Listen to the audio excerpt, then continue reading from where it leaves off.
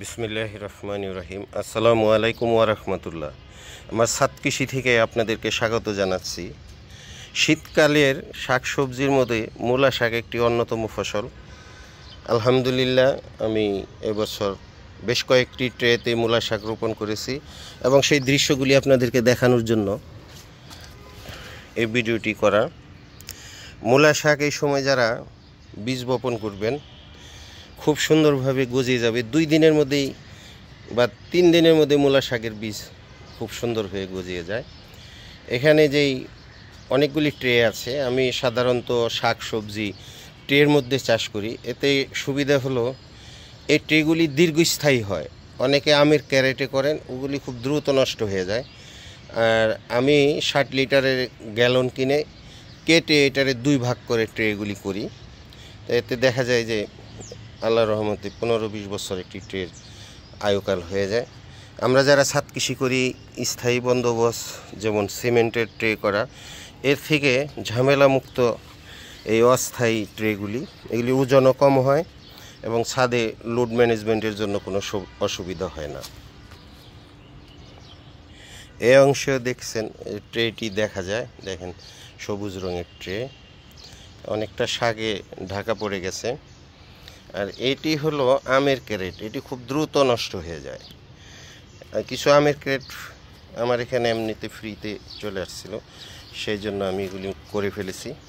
তো আগামীতে ইনশাল্লাহ এগুলি আর করবো না। এই যে আপনি এই দিক থেকে দেখেন, এই ক্যারেটগুলি আপনি ইচ্ছা করলে সুন্দরভাবে আপনাদের ছাদ কৃষিতে আপনারা কেটে তৈরি করে নিতে পারেন।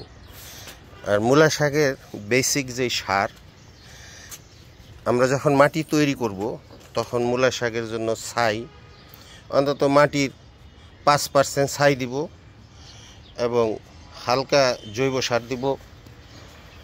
এরপরে আমরা এই মাটিটিকে ঝুরঝুর করে, যাতে হালকা মাটি হয়, মূলা শাক হালকা মাটি, এবং এখানে মূলাও আছে। আমি যখন শাক তুলে নিব নিচে কিছু মূলা হবে।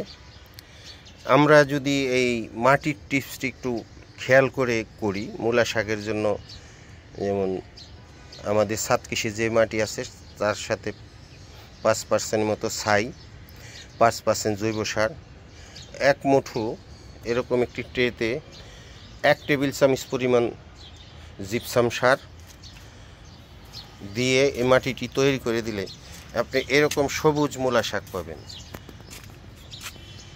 আলহামদুলিল্লাহ, খুব সুন্দর হয়ে আমার এই মূলা শাকগুলি হয়েছে এবং কোনো রকম পোকায়ও আক্রমণ করে নাই।